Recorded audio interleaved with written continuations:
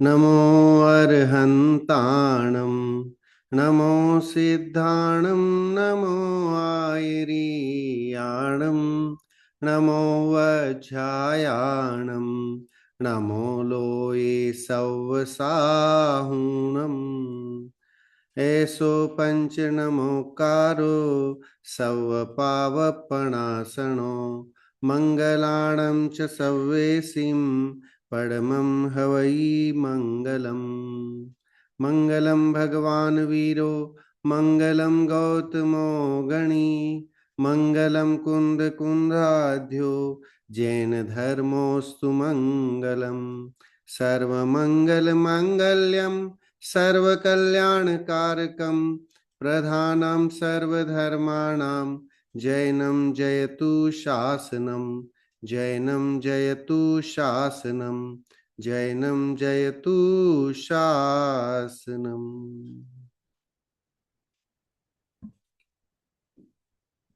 हमारी विशापहार स्तोत्र पर चर्चा चल रही है और स्वाध्याय शुरू करने से पहले जैसे हम स्वाध्याय करने के लाभ देख लेते हैं। सबसे पहला लाभ है क्रोधादि कषायों की मंदता होती है। अल्प ज्ञान होने पर भी तीन लोक का ज्ञान हमें स्वाध्याय के माध्यम से होता है और अधिक अधिक ज्ञान होने पर आनंद विशेष की प्राप्ति स्वाध्याय के माध्यम से ही संभव है। आज की जो श्लोक हैं वो हैं 17वां और 18वें श्लोक पे आज हम चर्चा करेंगे। ये जो स्तोत्र है वो भगवान आदिनाथ को समर्पित है या भगवान आदिनाथ की स्तुति इसमें की गई है। सो भगवान आदिनाथ के बारे में हमने पहले भी ये कुछ बातें जो विशेष बातें हैं जो हर कहीं हमें पढ़ने सुनने में नहीं मिलती हैं। सो भगवान आदिनाथ केवलम निवृत्ति मार्गस्य न अपितु प्रवृत्ति मार्गस्य अपि उपदेशकः। या भगवान आदिनाथ जो हैं वो सिर्फ और सिर्फ निवृत्ति मार्ग का उपदेश नहीं दिया, उन्होंने उन्होंने प्रवृत्ति मार्ग का भी उपदेश दिया है।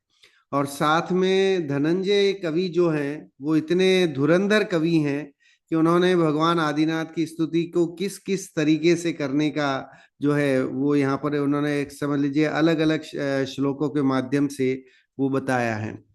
आज जो चर्चा है वो भी एक अनोखी चर्चा है। हर एक श्लोक से जब जैसे जैसे हम आगे बढ़ते जाते हैं स्तुति का स्तर भी बढ़ता जाता है। तो यहाँ पर जो है स्तुति किस तरह से कर रहे हैं भगवान की वो हम देखते हैं। श्लोक पढ़ते हैं। नाकस्य पत्युपरि कर्म रम्यम नागम्य रूपस्य तवोपकारी तस्यैव हेतु स्वसुखस्य भानो बिभ्रत छत्रमिवादरेण इंद्रादिक जो सेवा करते प्रभो आपका क्या उपकार। आप अगम्य रूप हो स्वामिन यह तो उनका भक्ति प्रकार।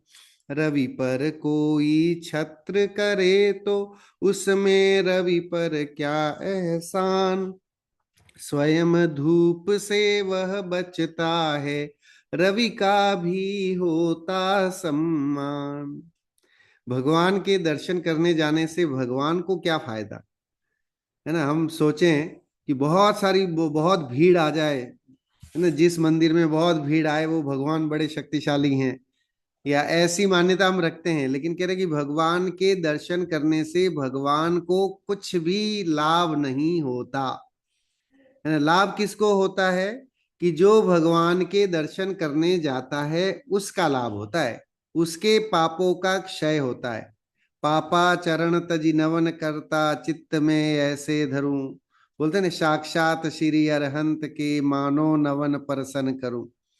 तो जब हम भगवान के पास जाते हैं तो भगवान का क्या फायदा है। उन्हें तो कोई फायदा नहीं है, आप जाओ और नहीं जाओ कोई फर्क नहीं पड़ता। लेकिन फायदा किसको है कि फायदा है हमें।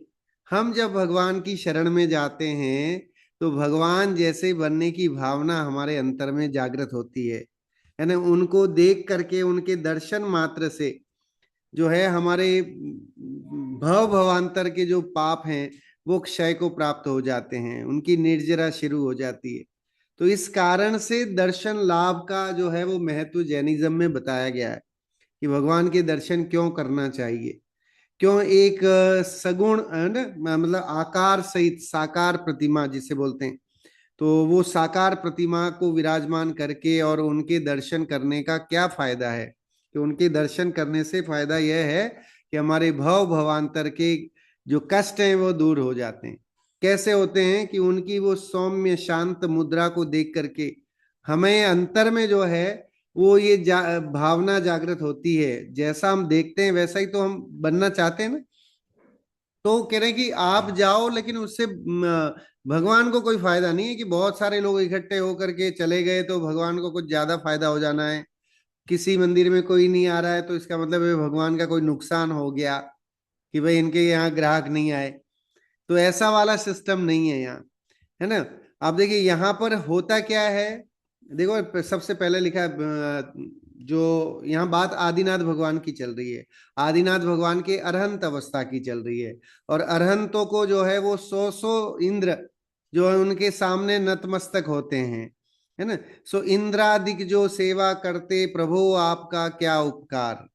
कह रहे हैं आप इंद्रादिक आपकी आकर के सेवा करते हैं, उससे आपका क्या होना है? आपका कोई फर्क नहीं पड़ना है कि इंद्र आकर के सेवा करे तो भगवान का कोई ज्यादा महत्व हो जाएगा। ऐसा कुछ भी नहीं है। उससे फायदा इंद्र को ही होता है ना। इंद्र के भव सुधर जाते हैं, भगवान के कोई भव नहीं सुधरते। हम भगवान के दर्शन करने जाते हैं तो फायदा किसका है ये सोचना है हमें, कि फायदा भगवान का है कि फायदा हमारा है। फायदा समाज का है कि फायदा हमारा है, या फायदा किसका है। तो हमें देखना है कि भाई भगवान के दर्शन करने से हमारे ही भव भवांतर के क्षय है ना, पापों का क्षय होता है, वो नष्ट हो जाते हैं। इसलिए में हम भगवान के दर्शन करने के लिए जाते हैं। कई बार ये प्रश्न है ना इन जनरल रहता है कि आखिर मंदिर क्यों जाएं। देखिए मंदिर की वो देव दर्शन की विधि बाल बोध वगैरह में दी हुई है। उसमें लिखा हुआ है कि जब मंदिर जी में प्रवेश करते हैं तो हम 3 बार निस्सही निस्सही निस्सही बोलते हैं, है ना। तो हम वहां ये संकल्प लेते हैं कि हे भगवान, अब यहाँ से इस आपकी डेयरी के आगे, है ना, जब मैं प्रवेश करूं तो मैं सभी समस्त सांसारिक संकल्प विकल्पों का त्याग करके आपके दरबार में अब आया हूं। और जब शांत चित्त होकर के भगवान की उस सौम्य मुद्रा को जब हम देखते हैं, वीतरागी मुद्रा को देखते हैं, तो वीतरागी मुद्रा को देख के वीतरागता प्रकट होगी कि राग प्रकट होगा, द्वेष प्रकट होगा। तो वीतरागी मुद्रा को देख करके अंतर में वीतरागता लाने की भावना हम अंतर में लेके आते हैं, संजोते हैं। तो इस कारण से वो दर्शन का लाभ हमें होता है। गजब का उदाहरण दिया यहाँ पर एक। देखो, रवि पर कोई छत्र करे तो उसमें रवि पर क्या एहसान, है ना। कोई अब सूरज एकदम, अब तो गर्मियां आने वाली हैं, सो गर्मियों में सूरज एकदम 40 से अबव जाएगा, तो वो एकदम कैसा होगा? चकचकायमान, बहुत तेज गर्मी देने वाला है। और उस समय कोई छाता करे, है ना, तो उसमें सूरज को क्या फायदा होना? सूरज की गर्मी थोड़ी कम होनी है। सूरज तो अपने वैभव के साथ, अपनी पूर्ण सामर्थ्य के साथ मौजूद है। लेकिन फायदा छत्ता है ना, छत्र लिखा ना, छत्र मतलब छाता। तो जो छाता लेके चलता है उसको फायदा होता है कि नहीं? ये जरूर होता है साहब। कि जो छाता रखेगा उस छाताधारी को जो है वो उस गर्मी से बचने का थोड़ी राहत जो है वो मिल जाएगी, धूप से बच जाएगा। ठीक है ना, स्वयं धूप से वह बचता है। रवि का भी होता सम्मान, और उसमें रवि का भी, सूर्य का भी सम्मान हो जाता है। अन्वयार्थ पढ़ते हैं फिर और आगे चर्चा करेंगे। नाकस्य पत्यु, तो नाकस्य शब्द है इंद्र के लिए आता है। तो स्वर्ग के पति इंद्र की रम्य मनोहर परिकर्म सेवा, अगम्य रूपस्य अज्ञेय स्वरूप वाले, तव मतलब आपका, उपकारी न, उपकार करने वाली नहीं है। मतलब इंद्र भी आपकी आकर के पूजा अर्चना करे तो भी हे भगवान आपको कोई फर्क नहीं पड़ता है। आपके वैभव में, आपके ज्ञान में, आपके केवल ज्ञान में, है ना, कहीं कोई फर्क नहीं पड़ता है। किंतु जिसका स्वरूप ज्ञात है, ऐसे भानो सूर्य के लिए आदरेण आदर पूर्वक छत्रम उद्भव उद्विभ्रत इव, छत्र को धारण करने वाले की तरह, तस्य एव उस इंद्र के ही स्वसुखस्य आत्म सुख का कारण है ना। इंद्र को भगवान इंद्र आकर के भगवान की वो पूजा कर रहा है, अर्चना कर रहा है, तो उससे भगवान की कोई महत्ता नहीं बढ़ जाती है, बल्कि उस इंद्र का ही आत्म कल्याण होता है भगवान के है ना पास आकर के। और देखिए 6 महीने पहले आकर के रत्नों की वर्षा करना, जब भगवान समझ लीजिए कि जन्म कल्याणक होता है तो सुमेरु पर्वत पर ले जा करके और अभिषेक कराना, ये सब काम। और इसके बाद अष्टद्रव्य से पूजा करना, है ना। आप देखो अष्टानी का पर्व आते हैं तो उसमें देवताओं को कहा जाता है नंदीश्वर दीप जा करके और पूजा करते हैं, है ना। और वहां पूजा करते हैं तो कह रहे कि इतने बड़े बड़े देव आकर के भगवान की पूजा करें तो उसमें भगवान का कोई बड़प्पन नहीं है, भगवान की कोई महानता, भगवान तो महान है ही, लेकिन इसमें फायदा किसका हो रहा है, तो कह रहे कि फायदा जो है वो जो कर रहा है, जो वहां जा रहा है उसका हो रहा है। भावार्थ पढ़ते हैं। जिस प्रकार कोई सूर्य के लिए छत्ता लगावे तो उससे सूर्य का कुछ भी उपकार नहीं होता, है ना। अब देखो कोई छाता लेकर के खड़ा हो जाए तो उससे सूरज का क्या फायदा है, तो सूरज का कोई फायदा नहीं है उसमें, सूरज की कोई गर्मी थोड़ी उसके, सूरज की कहीं कम हो जाएगी कि सूरज के लिए छाता लगा दिया है, तो सूरज का कोई उपकार नहीं है छाता लगाने से, है ना।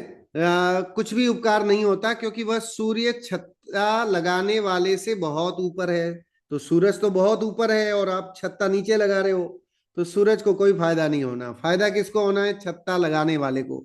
जो छाता लेकर खड़ा है उस व्यक्ति को उसकी भीषण गर्मी से बचने का अवसर मिलता है, परंतु छत्ता लगाने वाले को अवश्य ही छाया का सुख प्राप्त होता है ना। जो छाता लेकर के खड़ा होता है उसे छाया मिल जाती है, ठंडक मिल जाती है।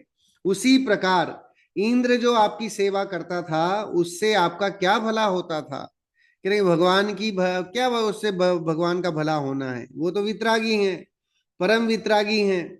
कोई आए या नहीं आए उनके दरबार में उनको उससे कहीं कोई फर्क नहीं पड़ता, लेकिन हम नहीं जाएं तो हमारा फर्क पड़ता है।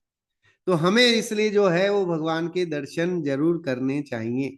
दर्शन के महत्व की समझ लीजिए ये कारिका है कि भगवान के दर्शन से क्या लाभ है, वीतरागी है ना जिनेन्द्र के दर्शन से किस तरह से हमें समझ लीजिए शुभाश्रव का का कारण बनता है। उसी प्रकार इंद्र जो आपकी सेवा करता था उससे आपका क्या भला होता था, उल्टा शुभाश्रव होने से उसी का भला होता था, है ना। देखिए अच्छे भाव होने से उसका ही भला होता है। तो जब जब भी हम जाते हैं मंदिर जी में, स्तुति करते हैं, प्रदक्षिणा देते हैं, माला गिनते हैं, पूजन करते हैं, विधान करते हैं, तो इससे भगवान का क्या फायदा है, तो वगैरह भगवान का कोई फायदा नहीं, सिर्फ हमारे परिणाम अच्छे हों तो हमारा फायदा है। अगर हमारे वहां मंदिर में जाकर के भी परिणाम अच्छे नहीं है तो वो भी बेकार है। वो कबीरदास जी ने दोहा लिखा कि माला तो कर में फिरे, जीव फिरे मुख माही, और मनुआ तो 10 दिस फिरे, यह तो सुमिरन नाही। तो कह रहे कि हम है ना मंदिर में जाएं और जाकर के भी और हम सोचे कि हम मंदिर में गए तो साहब अब तो हमारे शुभाश्रम शुरू हो ही जाना चाहिए, लेकिन वहां पर भी अगर हम जो है वो भगवान के है ना जो वह है सो, है ना, स्वयं को जानना कि भगवान जैसा है वैसा ही अपने स्वरूप को पहचानना कि भगवान की आत्मा कैसी है ना। जो वो आता ना, जो निगोद में सो ही मुझ में सो ही मोक्ष मझार, अंतर कछु नाही भेद गिने संसार करके आता है कि भेद कुछ नहीं है। सो उस अभेद आत्मा को जाने, भगवान को देख करके उस अभेद आत्मा का परिचय प्राप्त करे तो उसे सम्यक दर्शन होता है। सम्यक दर्शन होने की लायकात देखिए अब उसमें है देव शास्त्र गुरु श्रद्धानम सम्यक दर्शनम भी कहा गया है। तत्वार्थ श्रद्धानम सम्यक दर्शन तो है ही, है ना। तत्वार्थ सूत्र का सूत्र है कि 7 तत्वों का सच्चा श्रद्धान उसका नाम सम्यक दर्शन।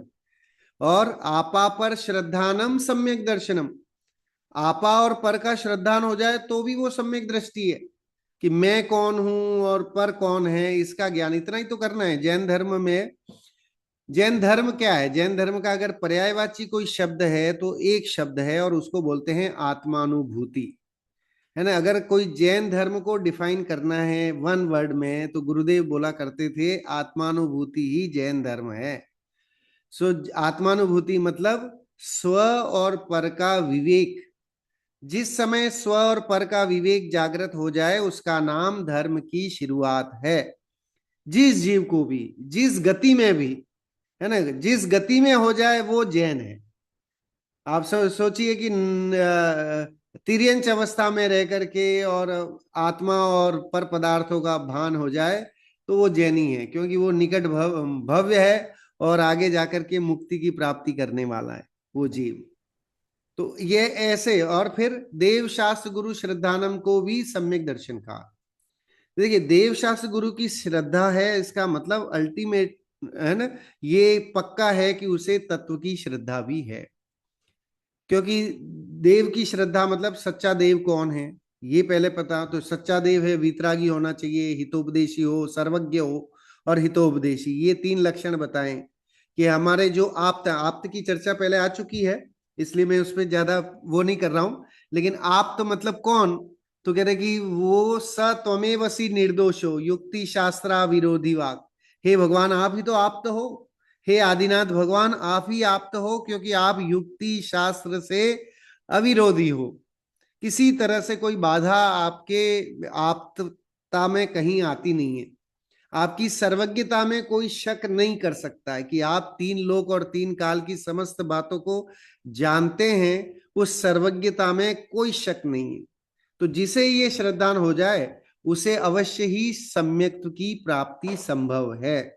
ये श्रद्धा अंतर में आए कि जो वीतरागता, सर्वज्ञता और हितोपदेशिता, ये जो है वो अरहंत के लक्षण है ना। अरहंत को पहचानने के, आप्त को पहचानने का कसौटी है एक तरह से, कि इन पैरामीटर से हम आप्त को पहचान सकते हैं। और बाकी जगत में जो हरिहरादय जितने भी देवी देवताएं हैं, कितने करोड़ और हजारों की गिनती आती है, वे सब जो हैं वो आप्त की श्रेणी में नहीं आते हैं, इसलिए वो पूज्य नहीं है। वे उनके शरण में जाने से हमारा कोई भला नहीं होता है ना। जिसकी शरण में जाके हमारा भला हो, हम उसकी शरण में जाएंगे। तो हम वीतरागी की शरण में जाएंगे तो हमें वहां वीतरागता मिलेगी। रागी की शरण में जाके राग मिलेगा, तो राग तो पहले से ही था, है ना। सुध परिचिदानुभूता सवस्व विकाम भोग बंद कहा, है ना। कि देखो, ये तो सब हम परिचित हैं, अनुभूत हैं।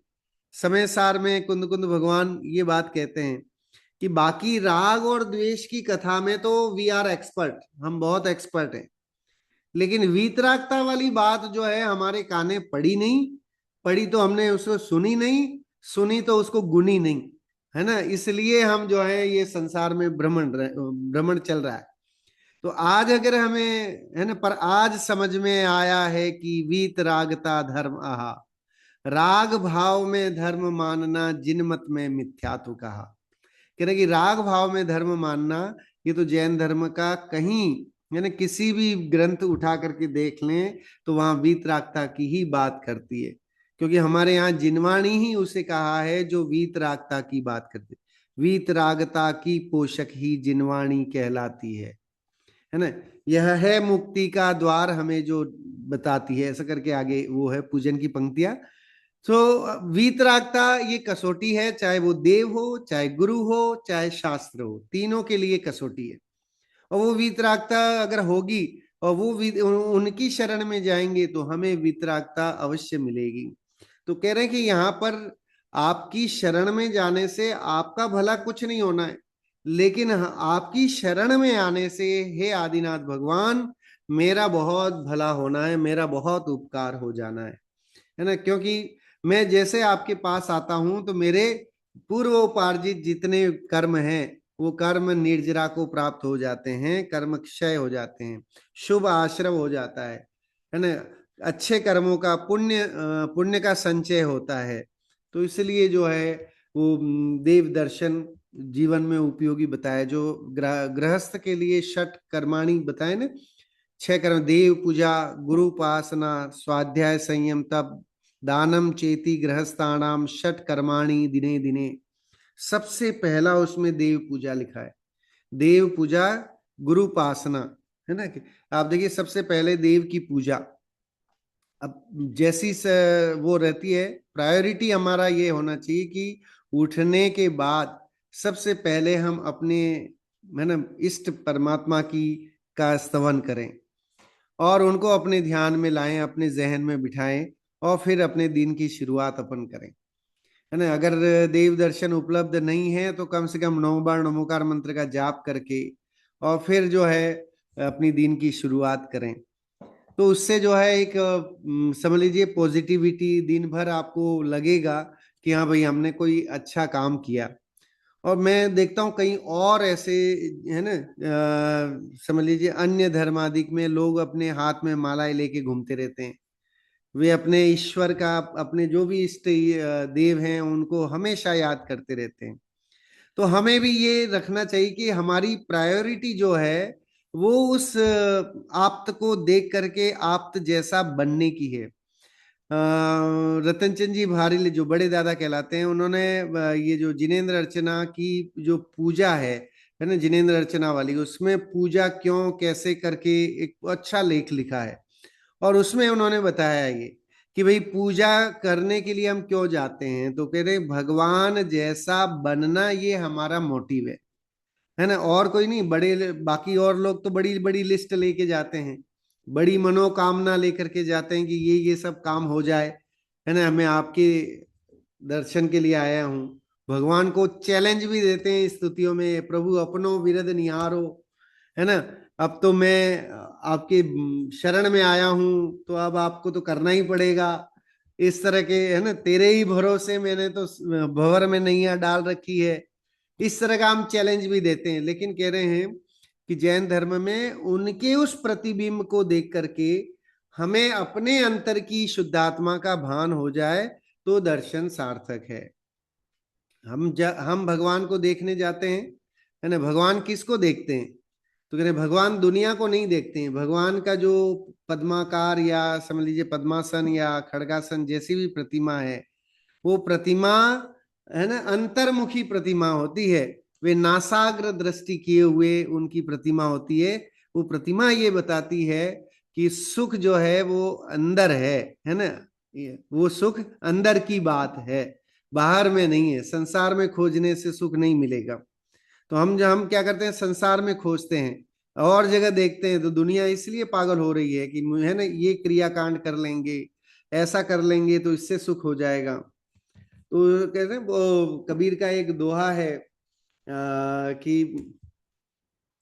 कस्तूरी कुंडली बसे मृग ढूंढे बन माही, और ऐसे घटी घटी राम है दुनिया देखे नाही। कह रहे कि मिथ्यात्व के कारण जो शुद्धात्मा हमारे अंतर में है, हमें उसको अनादिकाल से उसका भान नहीं है, एक मिथ्यात्व के कारण से। तो हम क्या करें, हमारी घटी घटी है ना, घट घट में आत्मा है, हर जगह है।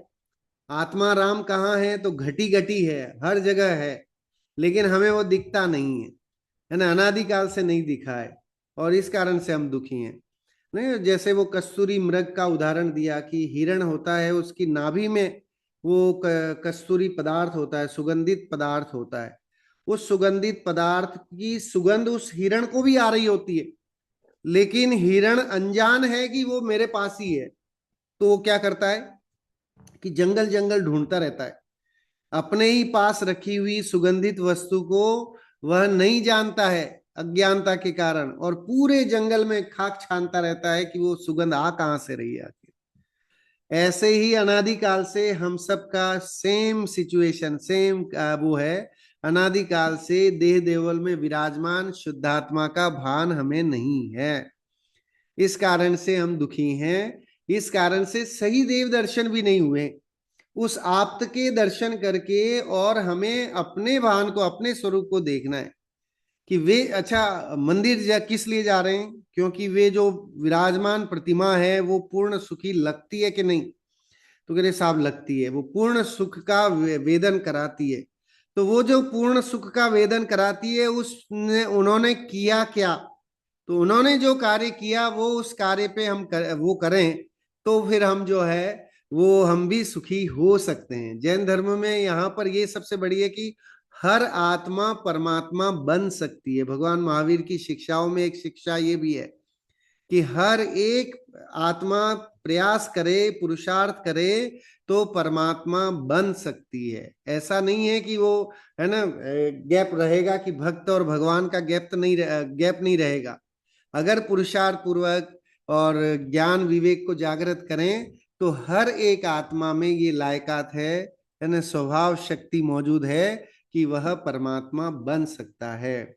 अपने यहाँ परमात्मा फिक्स नहीं है, अपने यहाँ बहुत परमात्मा बन सकते। जो जीव अपनी आत्मा को का परिचय करेगा, श्रद्धा ज्ञान और चारित्र को अपनाएगा, वह परमात्मा बन जाएगा। रत्नत्रय कहा गया है। सो रत्नत्रय का रत्न है ना, खजाना जिसे मिलेगा वह परमात्मा बन जाएगा। अप्पा सो परमप्पा कहते ना, आत्मा ही परमात्मा बनता है। कैसे कि आवरण कर्म को दूर करके, जब वो आवरण कर्म हट जाते हैं तो आत्मा ही अपनी सहज स्वाभाविक स्थिति में आ जाता है। निश्चय से आत्मा सदा काल, है ना, अबंध स्वरूपी है। अगर हम थोड़ी और डीप में जाएं तो आत्मा कैसा है, कभी बंधा ही नहीं है वो किसी कर्म से, है ना। समय सार जी ग्रंथ ये कहता है कि आत्मा त्रिकाल में कभी जो है वो किसी भी कर्म से बंधा हुआ नहीं है। कर्म विचारे कौन, भूल मेरी अधिकाई, है ना, अग्नि सहे घनघात, लोह की संगति पाई।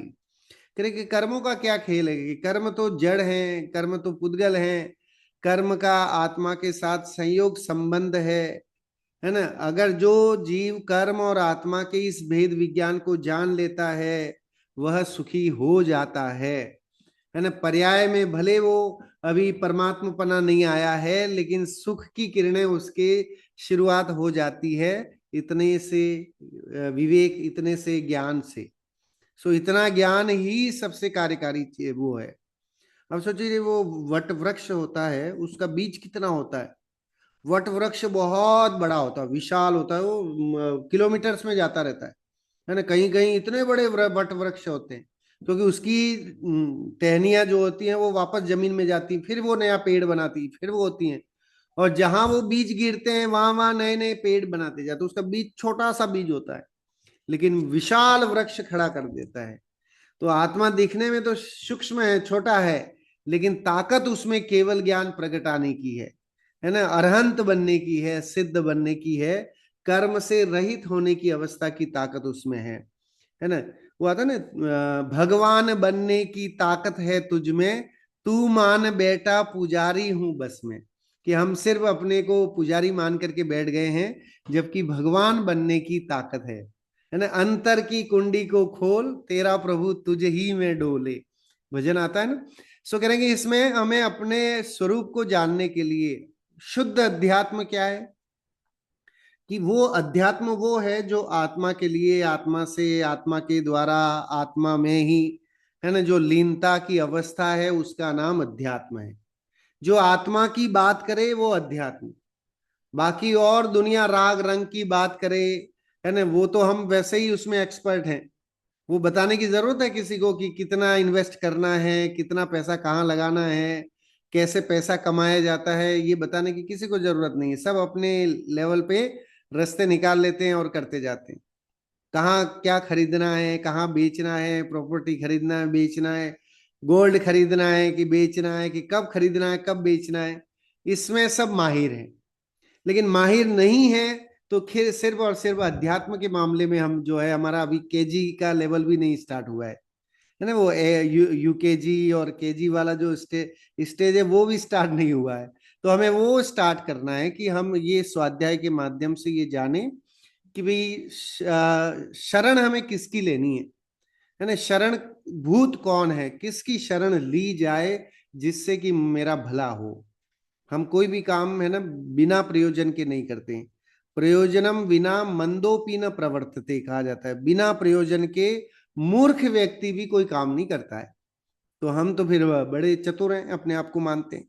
तो हम इतने चतुर हैं तो हम हर काम जो है वो प्रयोजन से करते हैं। तो हमारा प्रयोजन क्या है, कि सुखी होना है। और सुखी होने के लिए तरीका क्या है, तो कह रहे हैं कि शुद्ध आत्मा को जानना, आत्मा को जानना, है ना, आध्यात्मिक होना।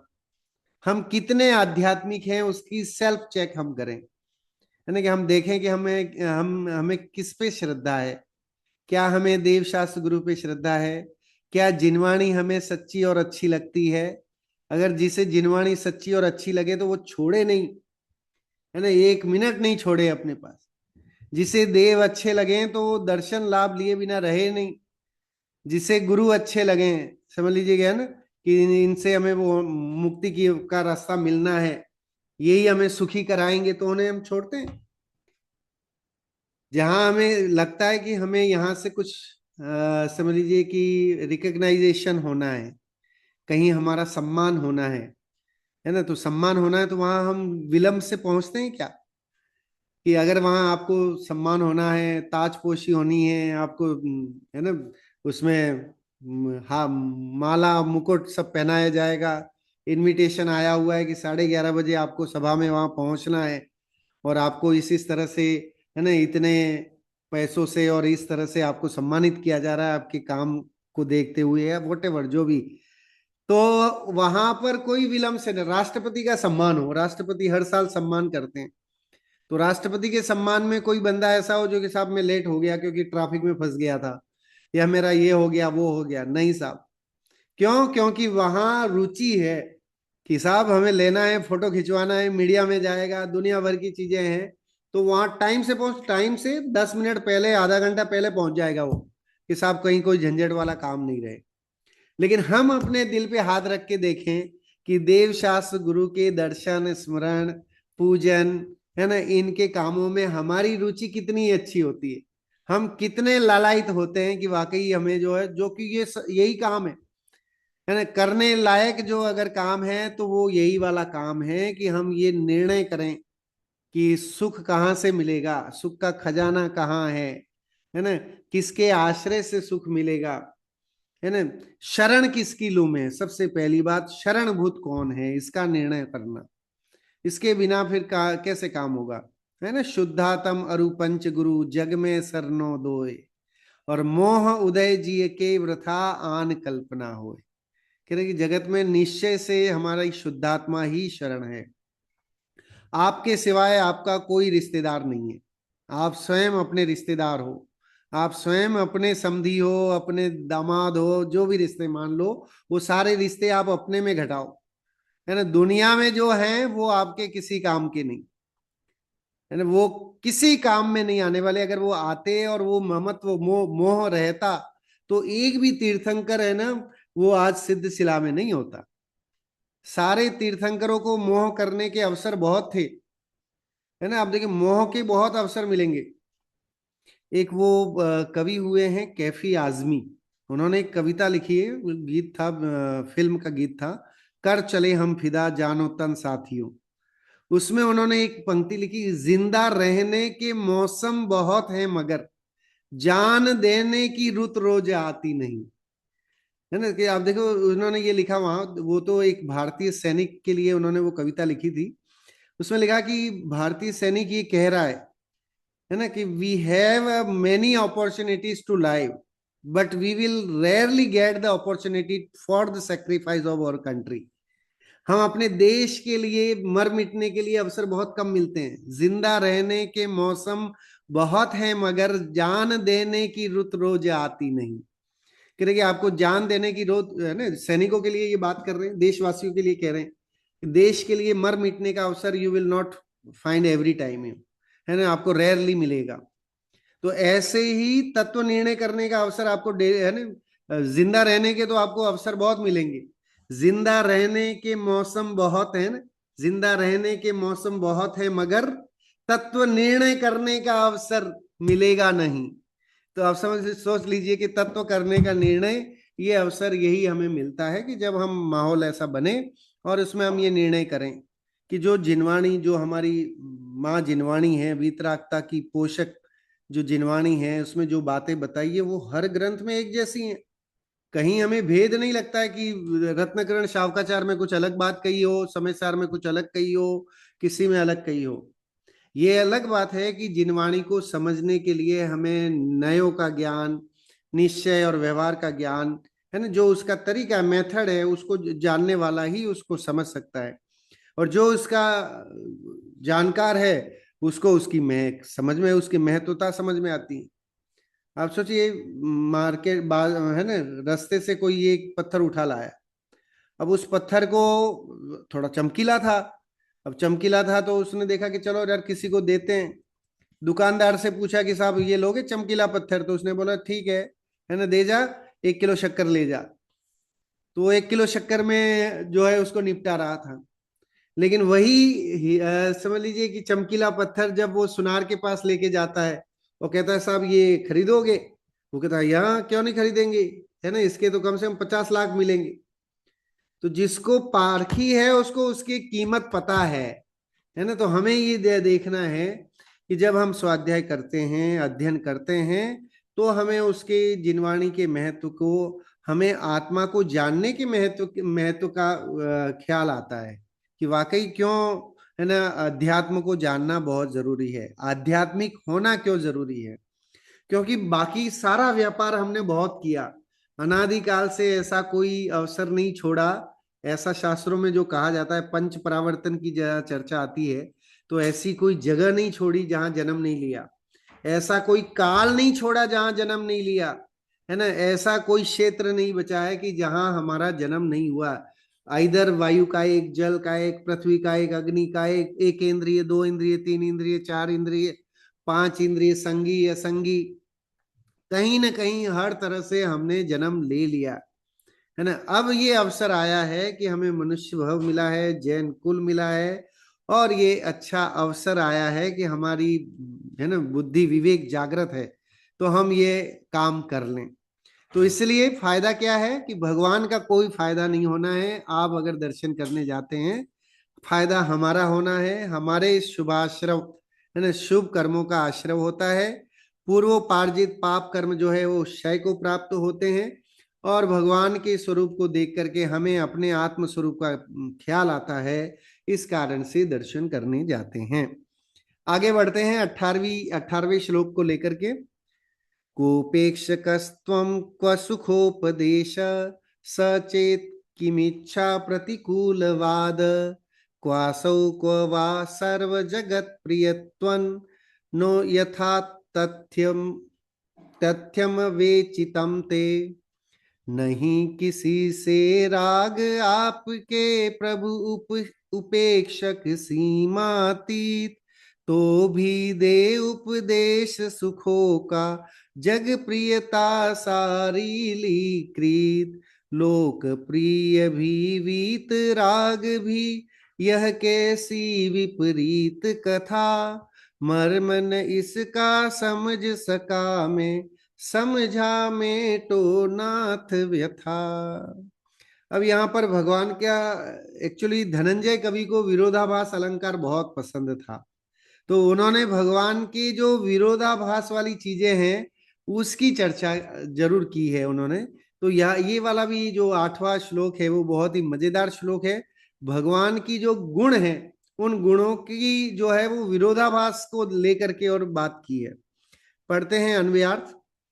उपेक्षक त्वम क्व, राग द्वेष रहित आप कहाँ, है ना, और सुखोपदेश क्व, सुख का उपदेश देना कहाँ। कह रहे कि हे भगवान आप तो वितरागी हो, और जब वितरागी हो तो फिर आप सुख का उपदेश कैसे दे सकते हो? तो ये एक विपरीतता हो गई, है ना। कोई भलाई का उपदेश कैसे देता है? हम किसी का भला कब करने का बात करते हैं? जब वो हमारा प्रिय हो, हमारा रिश्तेदार हो, हमारा कोई प्रिय मित्र हो, अड़ोसी पड़ोसी हो, वो कोई गलत काम में लगा हो, तो हम उसे रास्ता सही बताने के लिए उसे कहते भाई ऐसा काम मत कर, है ना। तो यहाँ कह रहे हैं हे भगवान आप में तो न राग है न द्वेष है, आप पूर्ण वितरागी हो, और फिर आप सुख का उपदेश देते हो अपनी दिव्य ध्वनि से, है ना, दिव्य ध्वनि खिड़ती रहती है तो उससे आप सुख का उपदेश देते हो। चेत यदि सह, वह सुख का उपदेश आप देते हैं, तरही इच्छा प्रतिकूल वाद क्व, इच्छा के विरुद्ध बोलना ही कहा। फिर कह रहे कि अगर आप उपदेश देते हैं तो आप इच्छा से बोल रहे हो या बिना इच्छा के बोल रहे हो? अब भगवान के तो कोई इच्छा रही नहीं, तो कह रहे कि ये भी एक विरोधाभास लगता है। अर्थात आपके इच्छा नहीं है, ऐसा कथन क्यों किया जाता है? जब आप कह रहे कि आप, है ना, उपदेश कौन देगा? इच्छा से ही तो दिया जाएगा, बिना इच्छा के कोई उपदेश कैसे दे? लेकिन आपको तो कहा जाए कि आपके तो कोई इच्छा ही नहीं है, राग द्वेषी नहीं है, वीतरागी हैं, फिर आप कैसे जगत के कल्याण के लिए उपकारी उपदेश देते हैं?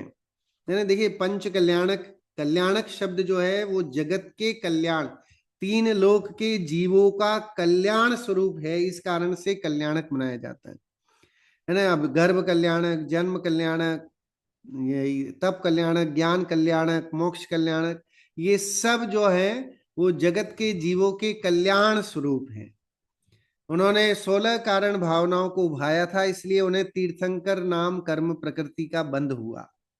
और तीर्थंकर नाम कर्म प्रकृति तीन लोक के जीवों के लिए उपकारी उपदेश, है ना, वो उनकी दिव्य ध्वनि से प्रसरित होता है।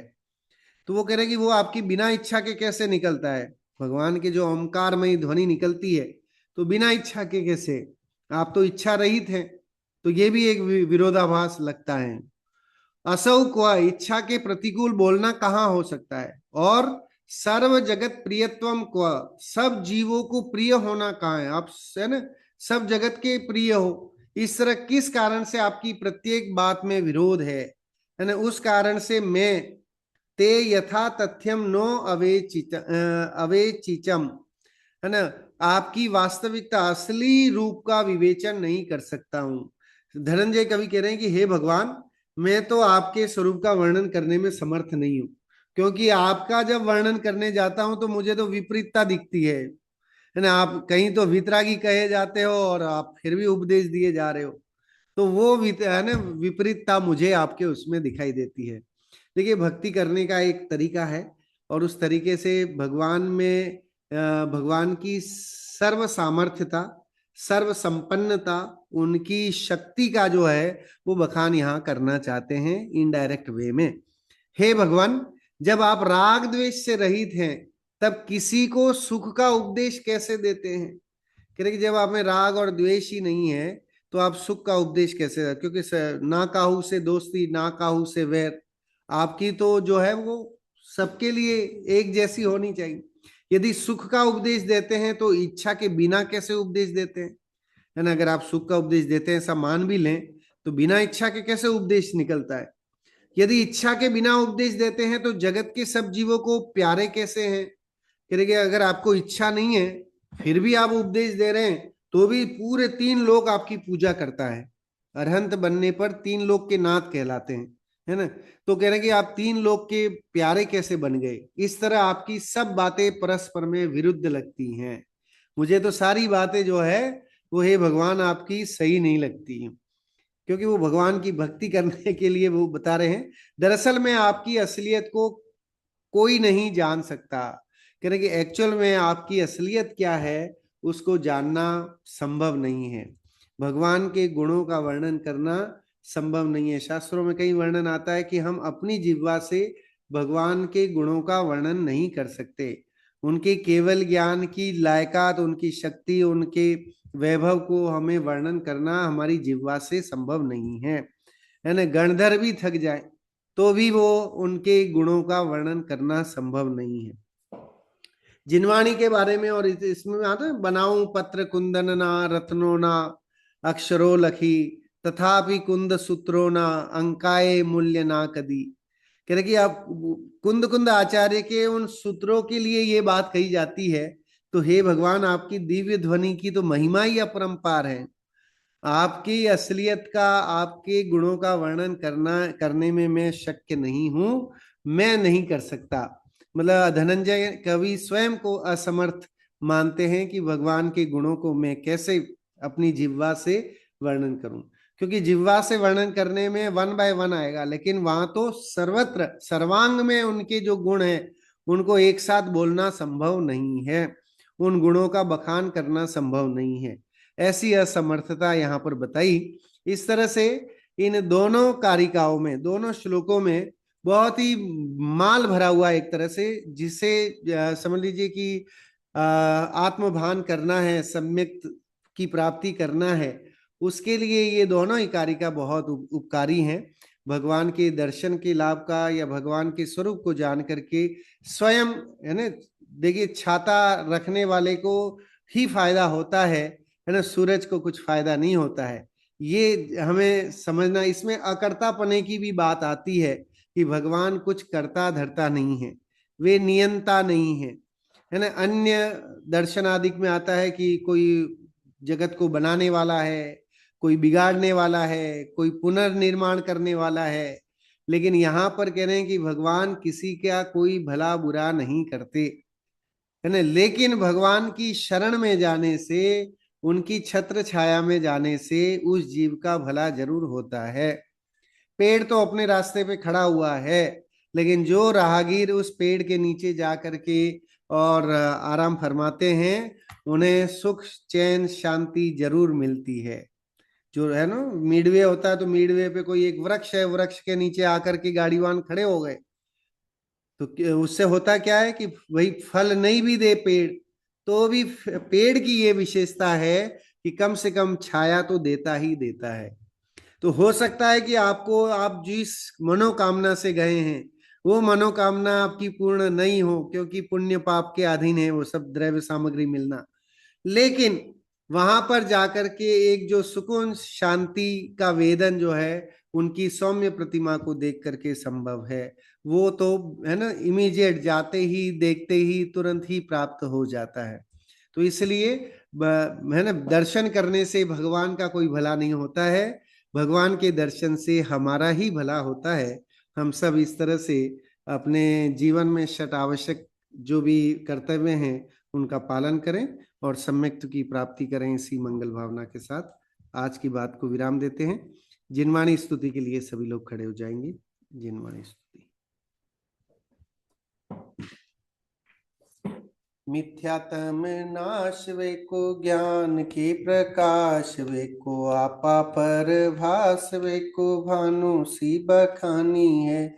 छहों द्रव्य जान, वे को बंध विधिवान, वे को स्वपर पिछान, वे को परम प्रमानी है। अनुभवताय वे को जीव के जताय, वे को काहू न सताय, वे को भव्य उर पानी है। जहाँ तहाँ तार, वे को पार के उतार, वे को सुख विस्तार, वे को यही जिन वाणी है। हे जिन वाणी भारती, तो ही जपो दिन रैन, जो तेरी शरणा गहे, सो पावे सुख चैन।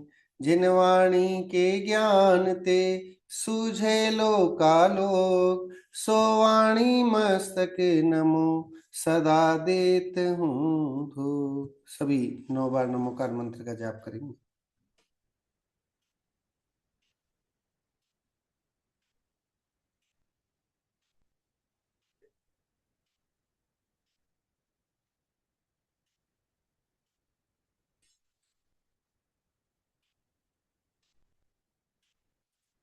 बोलिए द्वादशांग जिनवाणी मात की जय हो। बोलिए समस्त वितरागी संतों की जय हो। जय हो। बोलिए सब महान जैन धर्म की जय। जय हो।